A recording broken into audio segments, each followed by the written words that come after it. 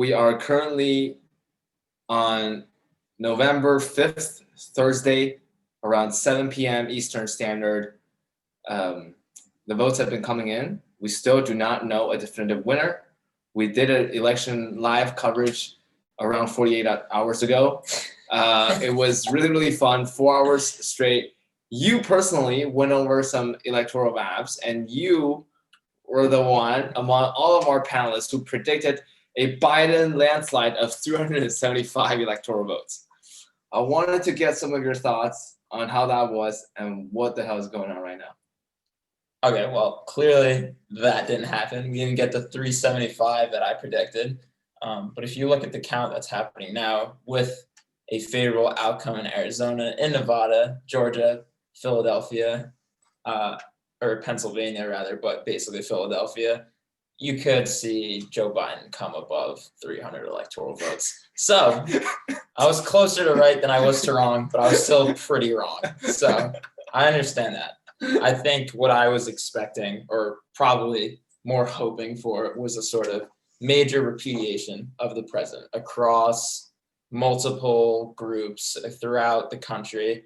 And whereas you saw him slightly pick up, Joe Biden, that is, re-pick up Democratic ground in working class white neighborhoods, maybe marginal amounts, enough to get him over the top in Wisconsin and Michigan and probably Pennsylvania. He didn't get the wholesale repudiation. He actually lost ground among key minority groups, specifically Latinos, was the most biggest disappointment for Biden yet, and Texas and other places like that. So I think the Democratic Party is getting a mixed bag result. I think they're still going to get the White House, and that's the key thing, obviously, for them. But in House races, very disappointing result. They're not going to be able to control the redistricting as they had hoped, and that means probably, again, Republican domination of that process for the next 10 years. So it's a disappointing night, but at the same point, you are going to have a Democratic president. You are going to have Trump out of office. But as you mentioned, Trump has been defeated, but Trumpism has not gone quietly into the night, as a lot of people had hoped. There are a couple of working hypotheses I would love to run by you. Okay. First is that, just based on my own personal experience, I think on election night, I experienced two cognitive dissonances. And that's what I said at the beginning of the previous recording by myself, and also what I said in our morning daily email to our subscribers.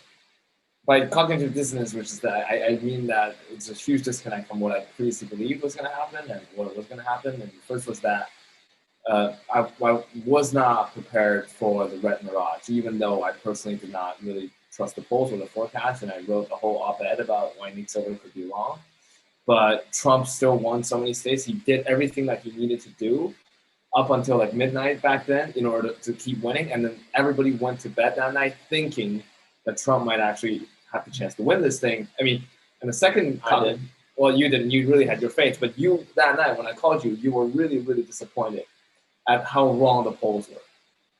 And the second dissonance that kicked in was that the morning when we woke up and saw Michigan and Wisconsin flip back to Biden, and how the red mirage started to fade and urban votes started to come in, there's another cognitive dissonance kicked in for people, which is that people now start to say, oh, no, the polls weren't really, I mean, yes, they were off, but they weren't not off. I mean, we've always been, Biden could have always won. Nick Silver was right that Biden would eventually win this thing. So we went from an overreaction of, oh my God, what the hell is going on with the Democratic Party? They really need to fix this thing, to now saying, as what you literally just said, we could still get more than 300 votes, as if this weren't already enough of a symbolic loss for the Democratic Party already, in some major sense. Yeah, I think I fall into the second group for sure. Of like you before this election, obviously before November 3rd, certainly earlier in the year, I think a lot of people had doubts that Joe Biden would be able to defeat Donald Trump. But with the coronavirus, with all these things coming to play, Black Lives Matter, with BLM, and all the problems the president is having, it's like you start, and the polls going in the right direction, you start to buy in a little more. And to be fair to Nate Silver's defense, which I know you don't want to hear, but he did, even on November 3rd, the day of the election, he's like, it's anywhere from a nail biter to a blowout. And I chose what? Oh, yeah. Okay, I'm saying of course. I chose blowout. We got nail biter, but there's plenty of people who had foreseen this. And again, if you look, the polls were wrong to a certain extent. That still is an ongoing issue. But the result we got was one that was accounted for. Yes, there are problems with how clearly either how the polling is doing, how the people are responding to those polls, or how Nate Silver is interpreting those polls. But end of the day, Biden won. So Mark, just to digest your thoughts a little bit more, I guess, what is going on right now with the Democratic Party? I mean, there's been a lot of, everybody is saying this is somewhat of a symbolic loss for the Democratic Party. Because it's not the landslide that they wish to see, it is even somewhat of an indictment on the Democratic Party's leadership, especially the establishment, and how they ran this campaign, how they rallied their base, and yeah, they just didn't do a good job.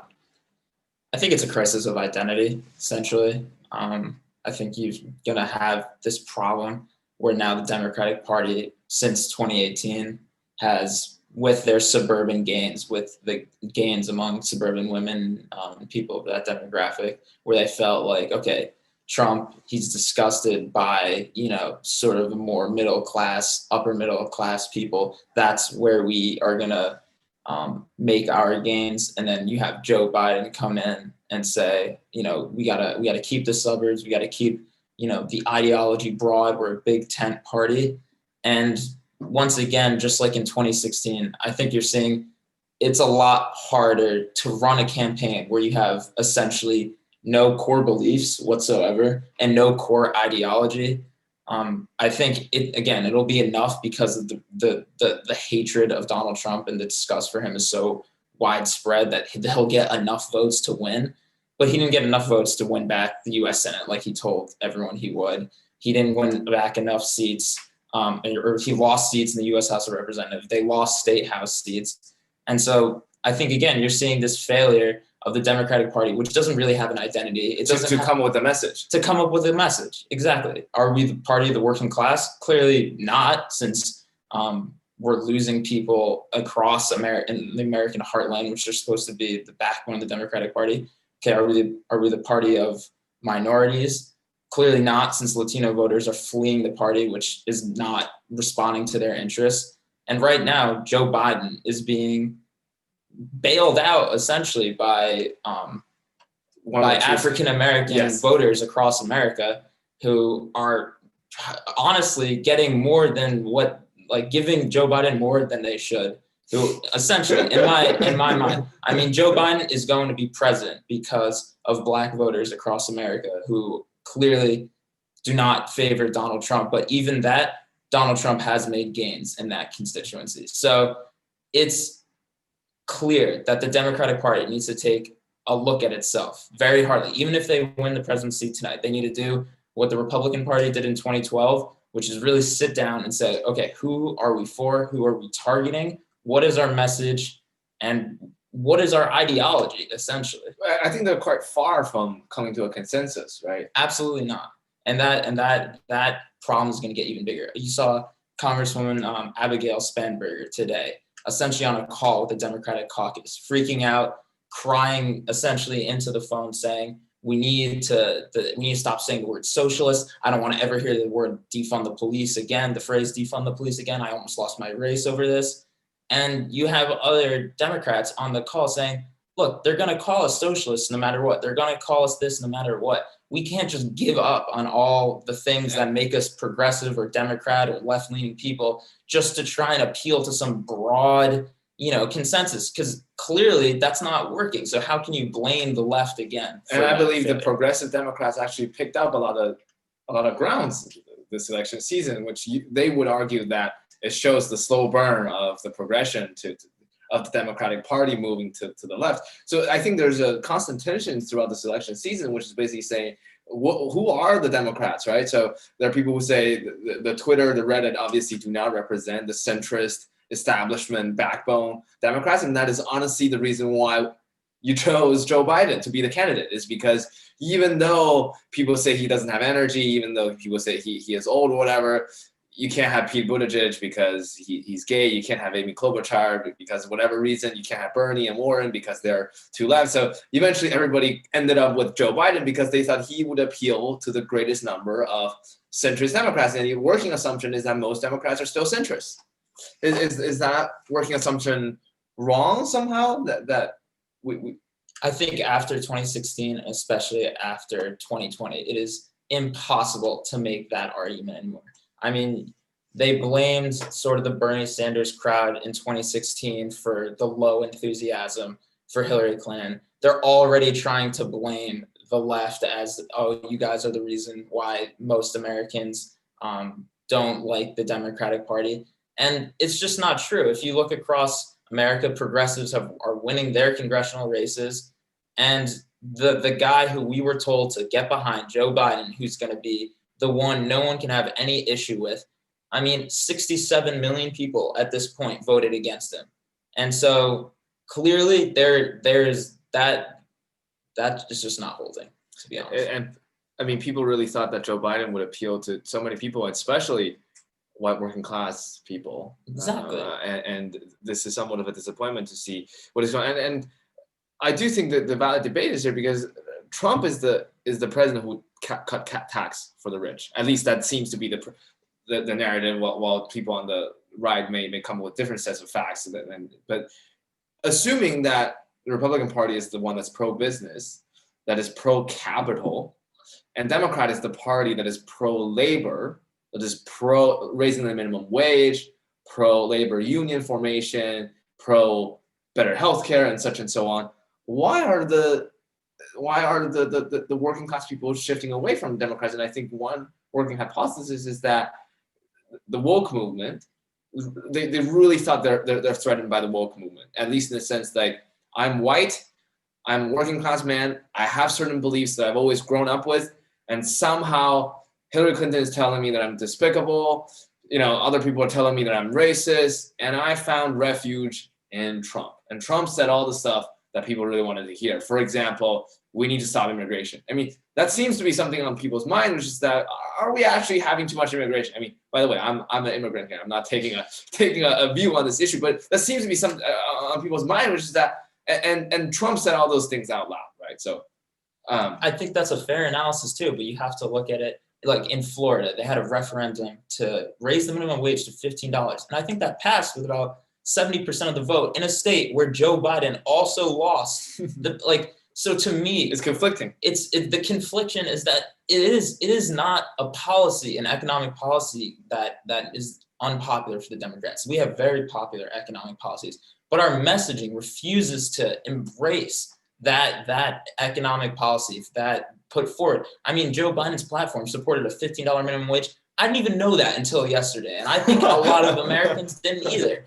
So I get that position that, okay, we need to go for like a Joe Manchin style, social conservatism. Yes, which is funny with economic populism, and I think that is just another way of sort of shifting around, saying, no, how can we be a little bit more Republican? How can we be more Republican? And being more Republican, we can't do it. It's just not going to work. We're not going to give up on, abortion and gun control and things that are very, very, important, essential to democratic ideology. You can't just shove those things out the window because we think that it's going to help us win more votes. We have to have a coherent ideology, an agenda that's for the people, that's for the working class, and not some catch-all, wishy-washy milquetoast agenda that we think will get us an extra 100,000 suburban votes. So basically, the really trying to catch-all platform is indeed what actually didn't end up working. Because the hypothesis was that if you went in with someone like Bernie, who is energetic but polarizing or whatever, people would immediately flock away from him because he's a socialist. But the issue is people are calling Joe Biden a socialist as well. Anyway. Yeah. But I mean, moving on, I think there's another interesting thing is we will likely end up with a Biden presidency, McConnell-led Republican majority Senate, and then Democratic-controlled House, which means we will probably see Absolutely a replay of Obama Tea Party drama, resulting in little actual. So Biden is not going to raise the actual tax. I mean, we tried to explain this a little bit in live stream, but we didn't actually get into it because the economic recovery is too nascent.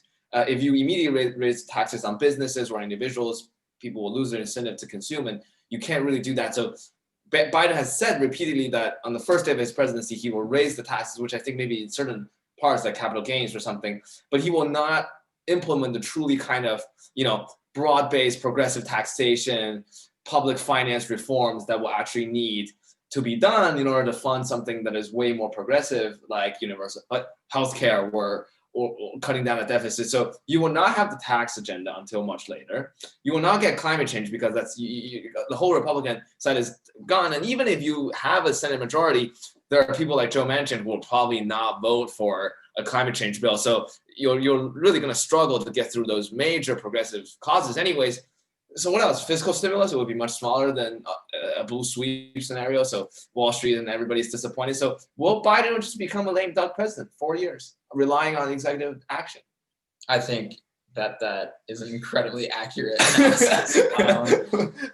Yeah, I think we're looking at this point at basically a second-term Obama scenario where I think Joe Biden will probably not being able to get much done on the domestic front, get much done through Congress. He will probably, in my mind at least, focus more on foreign policy, try and do things, more symbolic gestures, like getting back into the Paris Climate Accord, doing as much through, the regulatory sphere as possible to roll back the environmental stuff, try and rework the Iran deal, and really, because to be honest, foreign policy is really where Joe Biden seems to be most passionate about anyway before this election.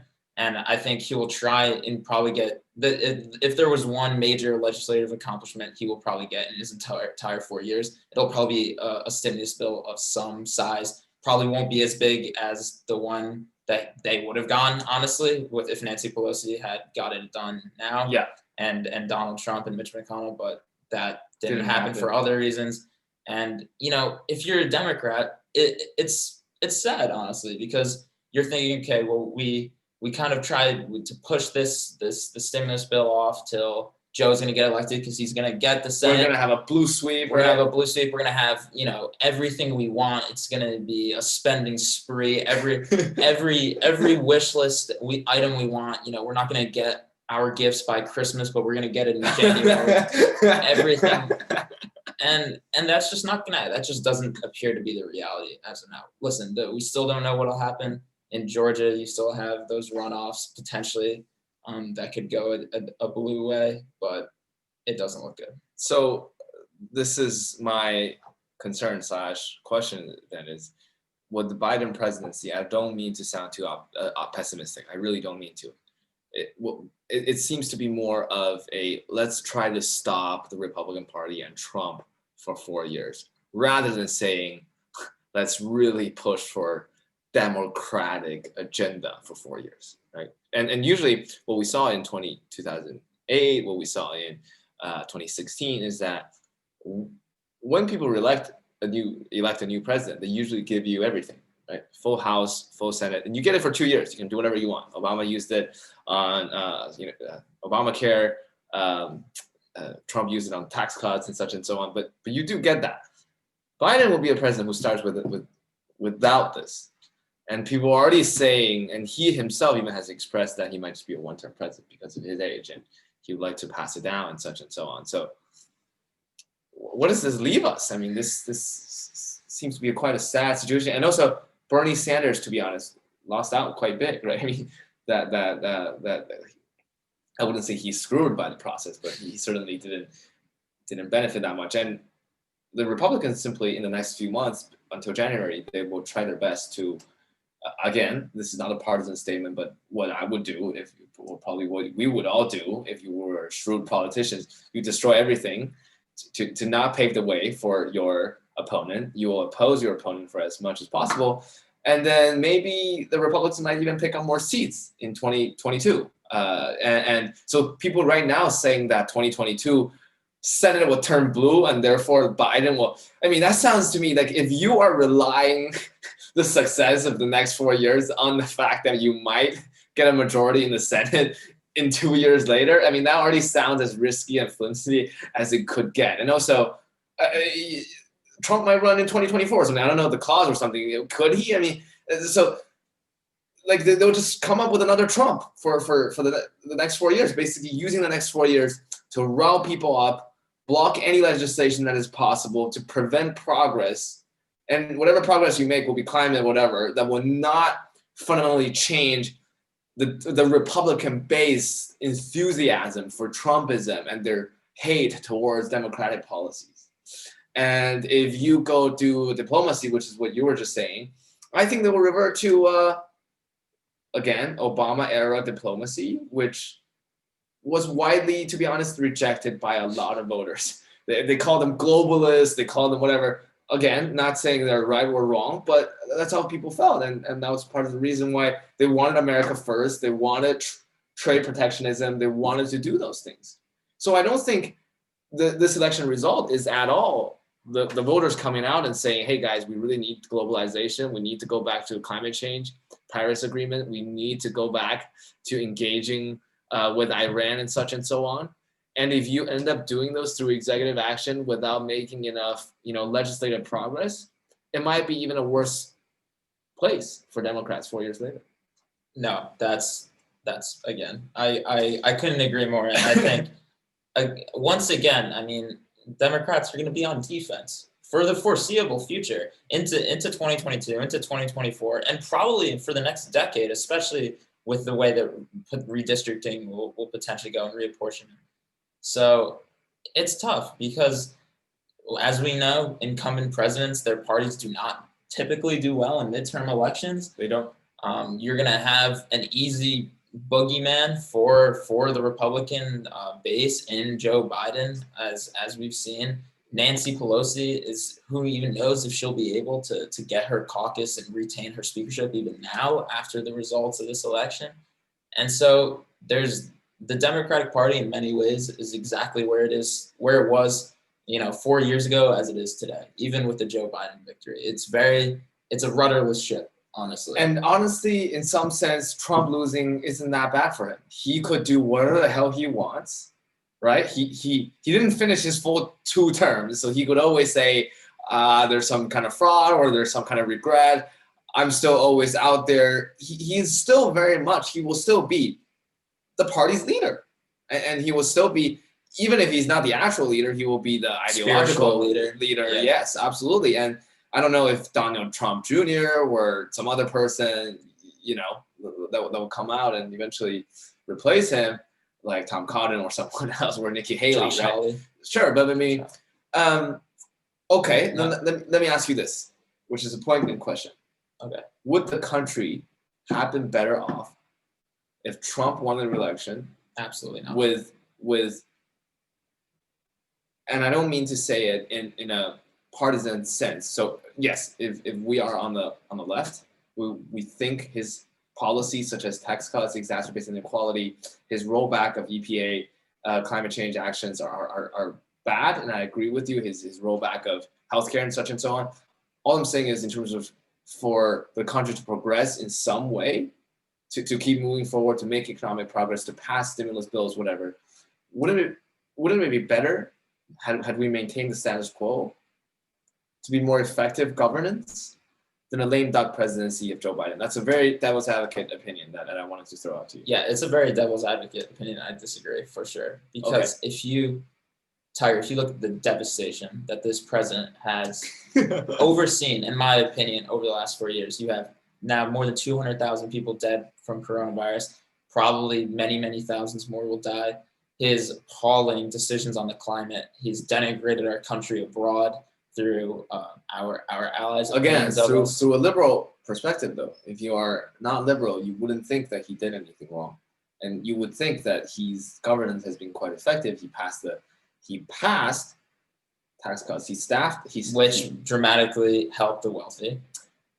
Pro-business, I would say, if you're a business, if you're Wall Street, if you are on the camp, you would say that's effective government, effective conservative policy passing. Okay, well, if you're pro-American, you think that it's an egregious giveaway to billionaires and corporations. Sure. Mark, all I'm saying is things at least got passed, one could say. Things at least got through when Trump was the president and Biden didn't get anything through. That's the criticism they will say. And they will say Biden is lack of progress here and there and such and so on. Okay, and I'm saying, and again, that goes back to what I was saying with the Democrats failing to have a true identity, and that's a continued problem. But again, Trump got done in his first 2 years of his presidency what most presidents do when they have a unified control of government. I mean, Barack Obama got the Affordable Care Act done. He got the relief for the economic crisis, and that was pretty much, when we look back at his 8 years of presidency, those 2 years were the most consequential. He got those were his big legislative achievements. His lasting legacy is essentially the Affordable Care Act, especially after Trump removed him from the Iran deal and all the international agreements that he tried to get done. Yeah. So I get what you're saying, but I think it's an unfair comparison because Joe Biden is going into this with a divided government. He's going into this with a divided country. Yes. And yes, I 100% absolutely would rather have him president than Donald Trump president. If I had to lose, if I had to lose both houses of Congress, I would rather do that and have the presidency, especially with the expansion of executive power and all the things that go along with that. I see. But you are optimistic that Biden will become president. I mean, we don't know when we will release this current recording, but maybe by the time we release this, Nevada and Georgia and Pennsylvania will be called. Biden is within 3,000 votes of Trump in Georgia right now. This is so extremely close, right? Yes. Razor thin margins in all these states. And Joe Biden only needs one at this point. So I do think he will become president. The pollsters are wrong, are they? The pollsters are off. Wrong is too strong of a word. The pollsters were once again off by acceptable margins, you're saying? No, not acceptable margins. But I was on a call with an economist that he was saying that pollsters are making economists look good. So that is what is somewhat happening these days. What do you think is going on currently in the political climate? What do you think it says about this country? Everybody's talking about polarization. I think everybody starting on election nights realized that thing really kicked in their mind, which is that, wait a second, really, sincerely, that many people still believe in Trump. And if you are not a Trump supporter, if you truly believe that he's evil and bad in all those sort of ways, you would be appalled, and you can't overcome that mental barrier anymore. So, and I think that was the same for so many confused people. And I think people will remain to be confused. Is that your diagnosis on what is going on right now? I don't think I'm confused. I think the election clearly reveals again that we are living in a time of basically two Americas, of very, very different groups of people with very, very different beliefs. And I saw a tweet by Andrew Yang today that said, he basically said something along the lines of, if 68 million people are doing something, we should probably figure out why they're doing that. And I think that's true. I mean, Donald Trump is probably on track to pick up 70 million votes in this election. There are clearly people who are very passionate about what he is, what he represents, and I don't think what he does. I really sincerely don't think people who vote for him are just racist. I really don't think that's helpful. And again, I think that's the kind of messaging that has led Joe Biden to be in this position tonight, where you haven't given people something to vote for. Yes, you can win this election because of how terrible this president has done by running against him and just saying he's just a terrible guy. But in future elections, where you have a president who isn't totally incompetent, who basically stands for the exact same things, you're going to have to give people something to vote for. And you're going to have to seriously win back those heartland Americans, those Latinos, and dude, without COVID, Trump probably would have won. Without COVID and the George Floyd Black Lives, without a doubt, without those two incidents, even with those two things, major events happening that complete dramatically shift the social discourse, people still voted for Trump. And that is why I sent out the email back in August warning our podcast team members why I think Trump may win, which is that I think people don't treat this COVID-19 as a tremendous failure on President Trump's part. At least so many people. I mean, there I think valid arguments to be made. Oh, it's the American political system's failure in general. Been a complete lack of understanding of the virus and the urgency of the crisis by the state. The state capacity just didn't function well. But a lot of people would say, I don't think that's Donald Trump's personal fault and such and so on. So I think people really could come up with really good justifications regarding why they would vote for Trump. And if Trump had enacted any policy that did benefit them, such as tax cuts, such as some other diplomacy actions, like anti-China, whatever stance that people did agree with, these people would very easily feel comfortable and happy to vote for Trump. So I think for people who already disagree with Trump, the COVID-19 response was almost icing on the cake that really showed how bad Trump was. But for people who did support Trump, the COVID-19 thing was, again, icing on the cake that didn't really touch the substance. So that is why I think, yes, indeed, as you said, people on the left really need to think about what needs to happen to reformat the conversation. And I really think we desperately need an integrated, reformatted conversation, because I don't think it's helpful for the left to immediately call Trump voters racist, just as I don't think it's helpful for the right to immediately call people on the left socialists. And I think that's just extremely polarizing, and it's going to keep going down a bad path. Yeah, I mean, I agree with the heart of what you're saying. I don't agree with the equivalency necessarily. I think there are definitely genuine arguments you can make about why Trump or certain Trump acolytes are in fact racist, whereas Joe Biden is not a socialist. I don't think any way you could describe him. But yes, I agree with what you're saying in heart. And to be honest, even just for our listeners' benefit, I don't truly consider people like Joe Biden or even Bernie Sanders to be socialists per se. I mean, I remember interviewing Branko Milanovic, who he wrote the book Capitalism Alone, and is one of the most frontier scholars on the left, really advocating for tax reforms and studying those issues.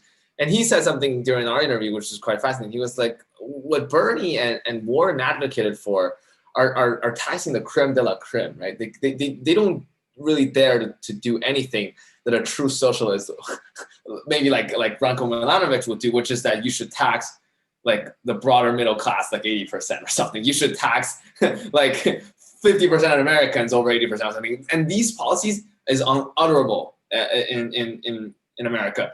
What the Warren's radical proposal is, let's tax afterwards the 50 million, 2% after you make $50 million. And people are already outraged by that. So one of my really good friends and our fellow panelists that night on the election live stream, Arjun was saying that he is somewhat frustrated that Americans are so easily scared by a phrase like socialism, and to not really look into the substance and push for progress. Right, and I think that goes back to the polarization in the media, and we've talked about this before, where there's just different segments of our country are just living in completely different political cultures now. Shared reality, where you have people who are watching Fox News and they see Joe Biden, who's going to usher in the United States Soviet, and he's coming to destroy America. He's corrupt with the Ukrainian government, yes, and such and so on. He's going to do the Green New Deal and destroy it, and you're not going to be able to get a hamburger and all this stuff. And then you go on Twitter, and we're like our sphere, a younger person, and to us,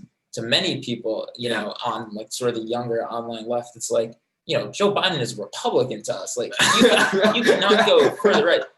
What the things that Bernie are proposing to many people, maybe not to me, but to many people, are like middle of the road, milquetoast, European social democratic, proposals. These are basic. Hey, maybe everyone should get healthcare like they do. And Biden's plan is so far from European. He really tried his best at bringing the balance. Exactly. Biden really tried his best. Kobe, you go back to the Affordable Care Act, which now as Democrats we have to defend tooth and nail every year. And what is that? It's essentially government mandated private insurance. Right. I mean, and this is where we are. This is what Joe Biden ran on. And it'll kind of work out for him, but not really. So there needs to be a vision and a direction for the Democratic Party again going forward.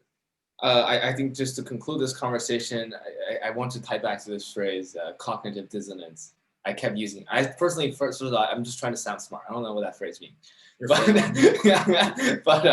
I really do think that people often come up with whatever narrative that is needed to justify their thing. They can find whatever facts they can, and I think this time there will be large swaths of people who would say, "Oh, this is a rejection of Trump," and some people would say, "This is not a rejection of Trump," and that is really why I think the Democrats are in such a tricky position, because within the Democratic Party, after this election, they will be split. People on the left will be split. Half of them will think, oh my God, we really screwed up and Trump is still there. While the other half says, we did a great job. Like Biden really won. Of course, Biden's supporters and Biden's team would say, what are you talking about, guys? We ran a fantastic campaign. We won this. Whereas other people would say, what are you talking about, dude? You should have won on the landslide. So which side of it is the truth? It's hard to say. I mean, it's the same facts, different interpretations, and people come with different narratives for this. And it goes back to you saying that people are in different shared realities. I mean, it's so hard to bring people together in shared realities, especially with social media, because it fundamentally changes the way we perceive and receive information. And for that reason, dude, I am really, really not optimistic. I'm not optimistic. I'm not optimistic either. And not to sound dystopian, but I think the difference, again, between the Republican Party and the Democratic Party is there are different shared realities, but the Republican Party is all within their own one shared reality, which is great. When Donald Trump was elected, despite all the Republicans, the never Trumpers before, the Republican Party completely gave themselves over to Trump the minute he was elected. Every single elected Republican, except maybe Mitt Romney and John McCain. Yes, and John McCain is not in office anymore, and Mitt Romney is just fine getting his Supreme Court nomination. That's all he wanted. So other than that, the ideology is very, very coherent. The ideology of the Republican Party is whatever Donald Trump says it is, and that has worked out for them. If you go over to the Democratic Party, it's like 10 different shared realities. You have one that the suburban, more middle of the road centrist Michael Bloomberg Democrats. Yes. You have the anarchists on the other far end. You have the Bernie people in the middle. The K-Hive. It's like a bunch of totally different people with totally different agendas. And again, this the Big Tent thing is great, but it's not a winning coalition. If no one even knows what they stand for or what they're voting for, it may work when you have someone to vote against, like Donald Trump. But in 4 years, when you have to vote for either Joe Biden or Kamala Harris or whoever it might be, that's going to be a problem. And in 2 years, also, it'll be a problem, especially if the Biden administration has pretty much nothing to show for it. And just to quickly add on that, I really do think you brought up a really interesting point. And I think we said we're going to end this conversation, but I think we should talk about this, which is Thomas Piketty, a very famous French economist who recently wrote this book, Capital and Ideology, analyzing trends of inequalities throughout history. He wrote something very interesting, which is that since 2016, what we saw in France, in the US, was that political parties and political spectrum, he characterizes it as 4 different parts.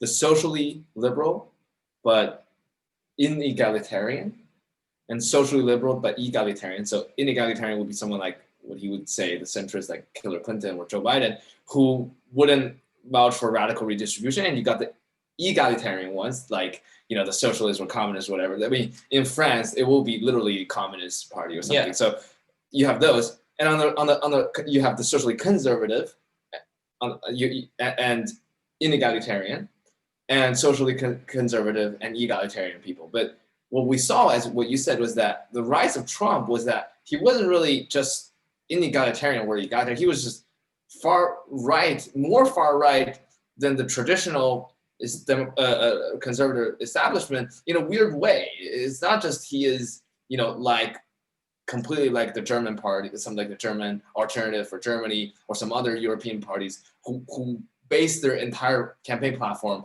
on anti-immigration, right? Trump came into office, and what he did was very clear, bread and butter, middle of the road, socially egalitarian, socially conservative policies, and that the majority of the base received. And still, he has this kind of weird thing of like, oh, build the wall, Muslim ban, that never really went through, but really did appeal to his base, the socially conservative, and really, get those things going people. So the Republican Party was just had a perfect cohesion under Trump. And the Democratic Party is still split between those who are inegalitarian and egalitarian. And I think we're seeing that more than ever in this election. It's a problem. It's a problem that continues to reveal itself. And without, in 2008, you had a sort of unifying figure like Barack Obama who came in. Again, it was a big referendum election. And without that figure in the Democratic Party, I think Joe Biden will be president like Barack Obama was, but I don't think he will be the leader of the Democratic Party in the same way that he was, if that makes sense. Wow. I think he is leading a very, very fractured party in a very, very fractured country. And yeah, again, to your point, there's just the Democratic Party is trying to be everything to everyone at once, and it's not working. So and I think maybe one quick last point we would bring up is I keep hearing the phrase Lincoln Project, yes. Which is the supposedly those who are anti-Trump within the Republican Party, those are the true Republicans, whatever. And then our friend Max brought it up at dinner that day, and our other friend Jake and I were just like, "What are you saying? We've never heard of this thing. This thing doesn't actually push through any legislations. It's like a quasi think tank type of thing. Would publish some reports and drop some ads, but you don't have actual influence per se." So again, I really don't think that the future of American conservatism or the future of American Republican Party in the next couple of years will be led by a return to John McCain, return to Mitt Romney style, a rejection of Trumpism. People realize, oh, the Trump didn't work out. It's just a blip. What are you saying? I mean, people were entertaining this scenario a year ago. They were saying, what if Trump loses? I was entertaining this scenario 4 days ago. Yeah. People were saying, if Trump really lost, what would happen to the Republican Party? Would it really treat this as a blip? Would it treat this as a continuation, whatever? I think that argument is sealed today because, again, this is why we were partially why Democrats, in addition to actually, getting power and getting what they want, they wanted the wholesale repudiation of Trumpism as an ideology. They want to never hear the word Trump again. They want just like how in the Republican Party, someone from the Bush family is probably never going to win a primary for the presidential, election in the Republican Party. They wanted to completely reject everything Trump stands for. They wanted to never have a voice. That hasn't happened. And Trump, even when he loses, and I think, again, he will lose this election, he's not going anywhere. Whether he sets up his preferred candidate in 2024 or in your scenario even runs for himself again, the Republican Party today and is in more the next robust than ever. is more firmly in the palm of Trump's hands than it ever has.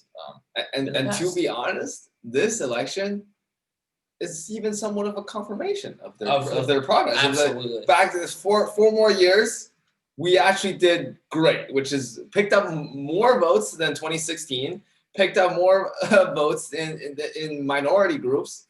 Everybody loves me. And we were all like, oh, they're going to punish Republicans for just pushing through a Supreme Court nomination while people don't have their checks. Clearly, that has not happened. That did not. Yes. Clearly, the ideology of Build Back Better does not get people out to the polls. So we'll see. I don't know. The post-mortem will continue, I'm sure, for years to come. Yes. But you should be very concerned, I think, if you're a Democrat. I think you need to seriously adjust your cognitive dissonance and stop believing that this is somehow a repudiation or a rejection of Trumpism.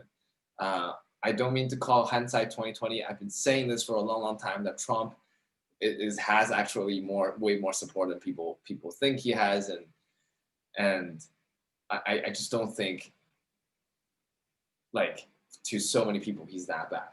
I mean, he is. And I think liberals on the left side, if you really want to seriously update your beliefs and seriously entertain things, you need to start having those difficult questions, which is, to us, maybe Trump was bad, but is he actually that bad to so many people? You have to be able to have those conversations. If even bring up the question, is Trump that bad? Or even bring up the question, is Republican Party that bad? If bring that question already triggers you and makes you say, oh, I'm just not gonna have this conversation with you because you're in a different shared reality, like you're immediately racist and xenophobic. Please unfriend me. If you are that person, you will probably not help the Democrats heal and recover and find a solution to tackle Trump. That is really what I think. And again, this is not a partisan political statement in any way about whether Trumpism or Democrats are good or bad or whatever. I have no leaning in this in my official capacity as the podcast host, but I just find it really, really interesting of the cognitive dissonance. So, any concluding thoughts, Mark? Yeah, it's a scary time. I think to be okay, not that bad. To be an American. You're fine. You're fine. We're fine, but we're not also, because again, you would hope, everyone had hoped, right, that Trump is an aberration, that this thing is, we're going to reunify the country, that Joe Biden's going to come in here tonight or on November 3rd and bring us all back together. And that hasn't happened. For better or for worse, the old sort of centrist liberal order is clearly not working and clearly not a necessarily winning strategy. And my hope is that the Biden team, the Biden transition, and the Biden administration really thinks about how they're going to win back these voters in future elections, and how the Democratic Party is going to win back Americans basically across this country, in cities and in rural areas and the suburbs, and in a platform that works for everyone, because this isn't sustainable. Just winning the presidency every 4 years and getting absolutely destroyed in legislative house districts and across in state houses is not a sustainable path to victory, and it's not really a victory at all in a way. So, yeah. So whenever I feel like, when I, for example, say this kind of statement like, we're fine, a lot of my friends would say, we're not fine because you don't understand, because you're, for example, not a woman, you are not someone of the LGBTQ community, you are not a Black person, so you don't understand the pain. So I would personally, just to try to dig myself out of the hole here, I did briefly feel that when Trump ordered the ICE to deport all the international students a couple months ago, back in summer, there was a serious couple of weeks when I thought I was going to be booted out of the country, because online school means you can't stay in the country anymore.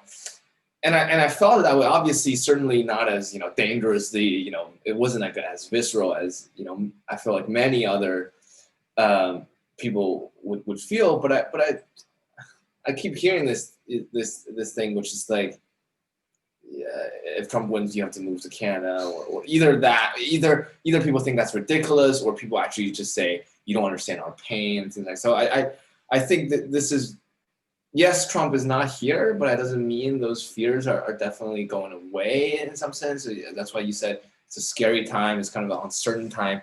I think we'll still continue to face radical uncertainty. That would probably be my concluding policy punchline, which is that we think we understand things. We think we built out the best model we could. Pollsters did, forecasters did. I still, to clarify the record, I really respect Nate Silver's work and what he does. It's just the polls were wrong. So it's garbage data in and garbage data out. So it's not his fault per se and things like that. But you realize things happen right now in a way that shatters your previous narrative. And that is why I think we should listen to more like people like Joe Rogan or Eric Weinstein or whatever. Not saying they're right per se, but to expose yourself to counter mainstream narratives and to entertain the possibility of something that you've never heard of before. And I think that's quite important for my personal growth. I think going forward, I'm going to start, educating myself on those matters, just like we did when Black Lives Matter happened and people said we should go out there and seek out those literature and read them and get ourselves educated. I think it's the same moment in time where people should get out of their bubbles and expose themselves to very unorthodox ideas in order to prepare for the next radical uncertainty, because it's going to happen soon.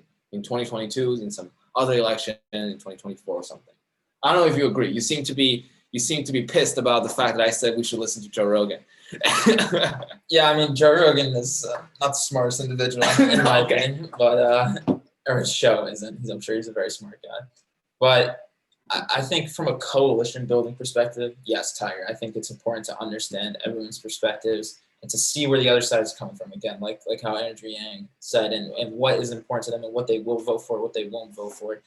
And what they need to hear and what they need to hear from the Democrats about what the plan is for their issues. But at the same time, I think that kind of thinking leads us into the hole that Joe Biden sort of put himself in and the Democrats put themselves in, where they tried to coalition build. Yes, where they thought that having the least amount to say possible and just being the least offensive person possible and just sort of chill in Delaware and just wait for this thing to end itself, it'll get you the presidency, but it won't get you the Senate, and it won't get you any meaningful progress in what you want to accomplish.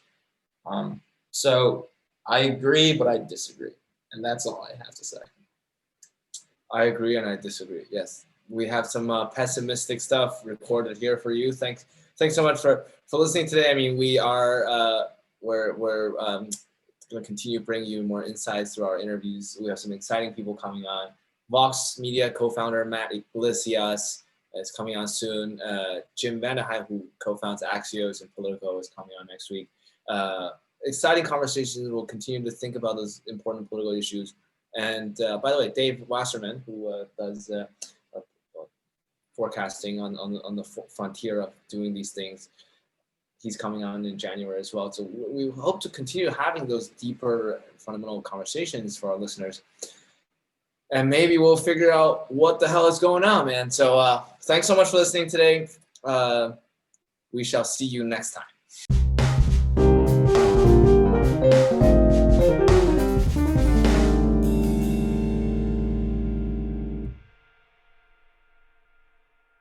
You've been listening to Policy Punchline, a podcast generously supported by the Julius Rabinowitz Center for Public Policy and Finance at Princeton University. We would also like to encourage you to follow other podcasts produced by Princeton University, such as Politics and Polls by the Woodrow Wilson School of Public and International Affairs. Policy Punchline is intended to be informational only and does not reflect nor represent the views of Princeton University or the Julius Rabinowitz Center for Public Policy and Finance. For more information on subscription, donation, volunteering, or contact, please visit policypunchline.com. Thank you again for listening.